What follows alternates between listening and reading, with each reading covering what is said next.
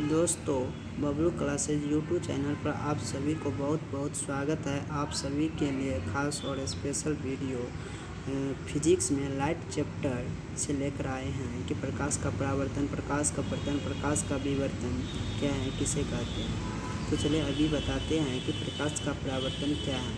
यदि वीडियो अच्छे लगे तो सब्सक्राइब कर देना मेरे प्यारे भाइयों।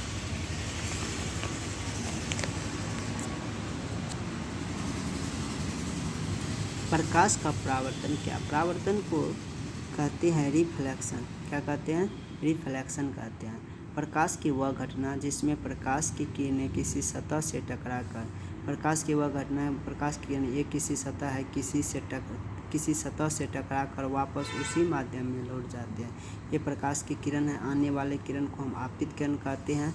ये किसी सतह समतल वस्तु है और इसी पे पड़ करके पुनः उसी माध्यम में लौट जाते हैं। तो इसे प्रकाश का क्या कहते हैं? परावर्तित किरण कहते हैं। आने वाले किरण को हमेशा याद रखना, आने वाले किरण को हम आपतित किरण कहते हैं और पुनः उसी माध्यम में लौट गए किरण को परावर्तित किरण कहते हैं। आइए समझाते हैं।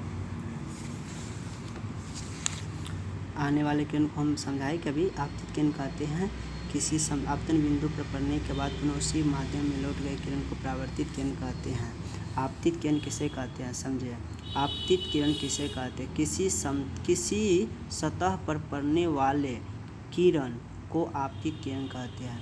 ये किसी सतह है, किसी सतह और ये सतह है और ये सतह पर पड़ने वाले किरण को हम क्या कहते हैं? आपतित किरण कहते हैं। ये सतह पर पड़ने वाले किरण को क्या कहते हैं? आपतित किरण कहते हैं। आपतन बिंदु, जिस बिंदु पर आपतित किरण किसी सतह से टकराती है तो उसे आपतन बिंदु कहते हैं। ये आने वाले किरण किसी समतल सतह के किसी बिंदु पर टकराती हैं तो उसे हम आपतन बिंदु कहते हैं।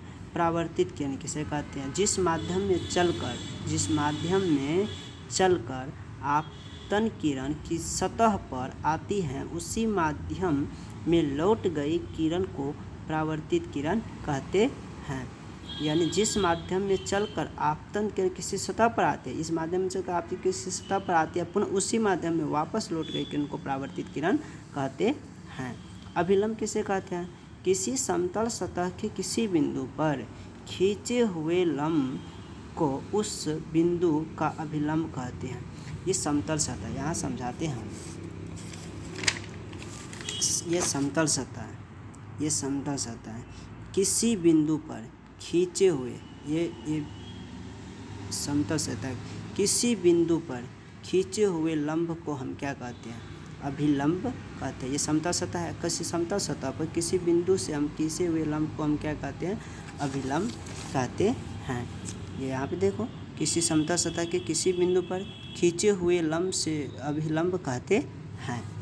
अब यहाँ पे अभिलंब, किसी समतल सतह के किसी बिंदु पर खींचे हुए लंब को उस बिंदु का अभिलंब कहते हैं। आपतन कोण किसे कहते हैं? आपतित किरण आपतन बिंदु पर, ये आपतित किरण आपतन बिंदु पर खींचे हुए अभिलंब से जो कोण बनाती हैं उसे आपतन कोण कहते हैं।